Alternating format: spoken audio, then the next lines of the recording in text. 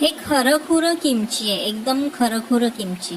आतापर्यंत आपण जे खाल्ले ते किमचीच्या फ्लेवरचे नूडल्स, किमचीच्या फ्लेवरची सूप, पण आज हे खरं खरं कोरियन स्टाईल किमची आहे.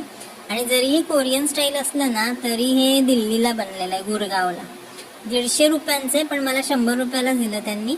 15 ऑक्टोबर 2024ला बनलंय आणि 1 वर्षापर्यंत आपण ते खाऊ शकतो. आणि आता ऑगस्ट चाललंय, म्हणजे आहे आपल्याकडे बऱ्यापैकी वेळ.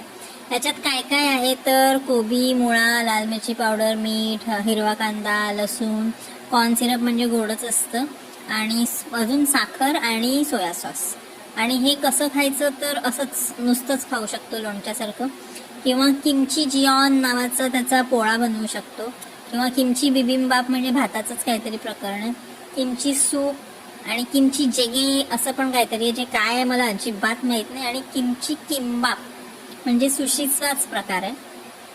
न्यूट्रिशनल इन्फॉर्मेशन बघाल ना तर साखर 1.8 ग्रॅम आणि सोडियम 645 मिलीग्रॅम आणि प्रोटीन 1.75 म्हणजे साखर एवढंच. बेसिकली हा फक्त ह्याची सगळी मदार ना साखर आणि मिठावर आहे, असणारच, कारण हे एक टाईपचं लोणचंच आहे आणि लोणच्यामध्ये प्रिझर्वेटिव्ह म्हणून मीठ आणि साखर तर बऱ्याचदा असतंच. आतमध्ये हे उघडल्यावर हे लोणच्यासारखंच दिसतंय, काही मोठे मोठे तुकडे आहेत, काही छोटे तुकडे आहेत. आणि आता मी प्लेटमध्ये हे थोडंसंच काढलंय, कारण उरलेलं मी बॉटलमध्ये भरून ठेवून देणार आहे नंतर वापरायला. तर हा मोठा तुकडा बहुतेक कोबीचा असणार आहे. तो मी खाऊन बघितला ना तर एवढी काही त्याची महान टेस्ट नाही आहे, ठीकठाक आहे. म्हणजे मागच्या वेळेस मी उगाचच किमची सूपला नावं ठेवली, कारण किमचीची जर चव अशी असेल तर सूपची तरी चव कशी काय महान लागणार ना. मुळातच त्याला ज्या किमचीला चव नाही आहे फारशी, तिचं सूप तरी कसं टेस्टी लागणार. आणि आता मगाशी मी वाळला तो कोबीचा तुकडा होता, हे छोटे छोटे रॅडिश असणार, तर ह्याला पण फारशी अशी काही ग्रेट टेस्ट नाही आहे, ओके. बेसिकली लसणाची फार अशी एक प्रामुख्याने चव याला लसणाचीच लागते.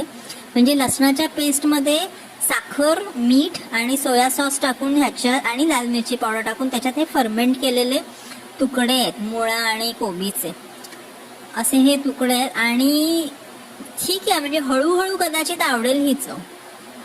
आणि मागे काय काय दिलंय ना त्यांनी ते मी बनवून बघणार आहे.